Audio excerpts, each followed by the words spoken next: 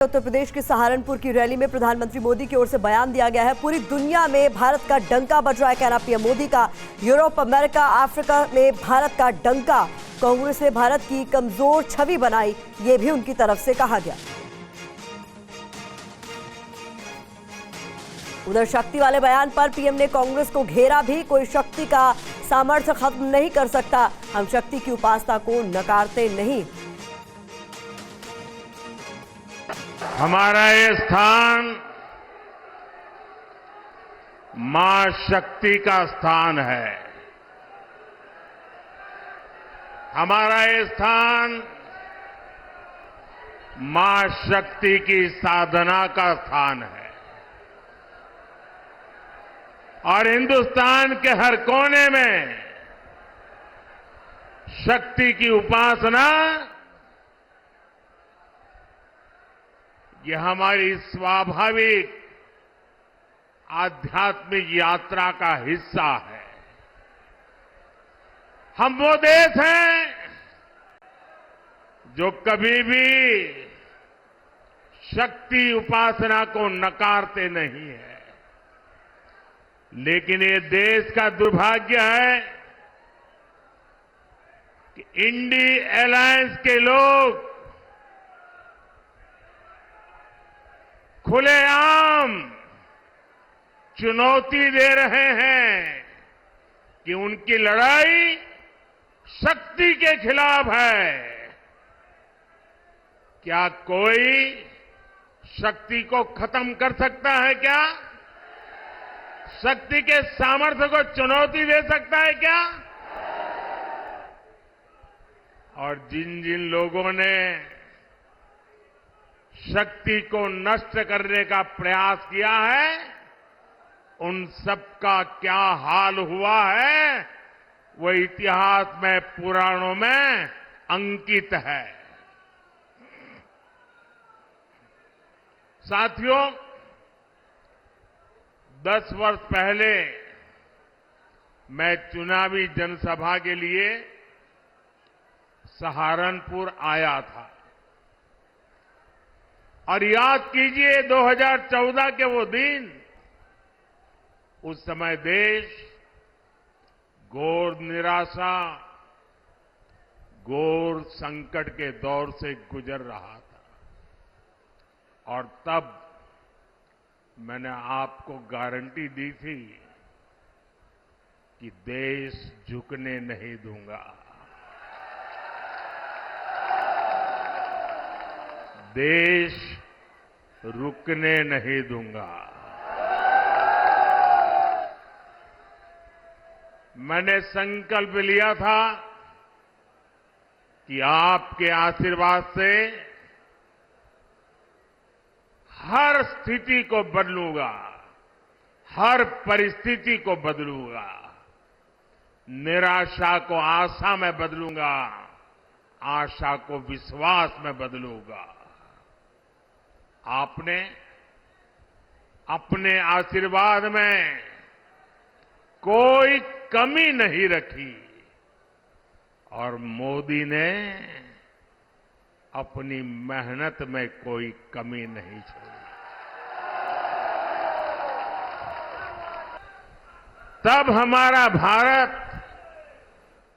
दुनिया में 11वें नंबर की आर्थिक ताकत था। मोदी ने सिर्फ 10 साल में भारत को दुनिया की 5वीं सबसे बड़ी आर्थिक ताकत बना दिया है। तब कांग्रेस सरकार ने भारत की छवि कमजोर देश, भ्रष्ट देश ऐसी ही बना के रख दी थी।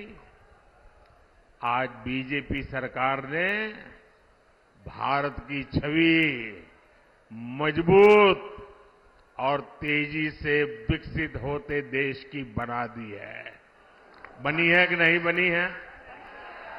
पूरी दुनिया में हिंदुस्तान का डंका बज रहा है कि नहीं बज रहा है?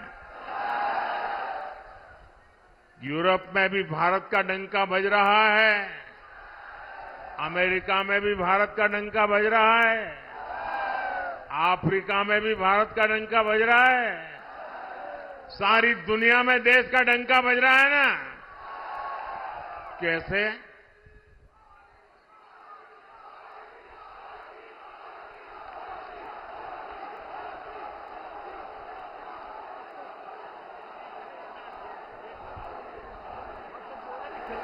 आपने जवाब गलत दे दिया।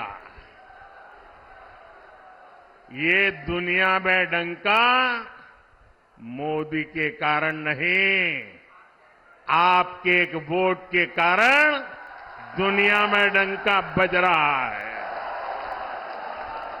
140 करोड़ देशवासियों के वोट की ताकत है कि आज दुनिया में हिंदुस्तान का डंका बज रहा है।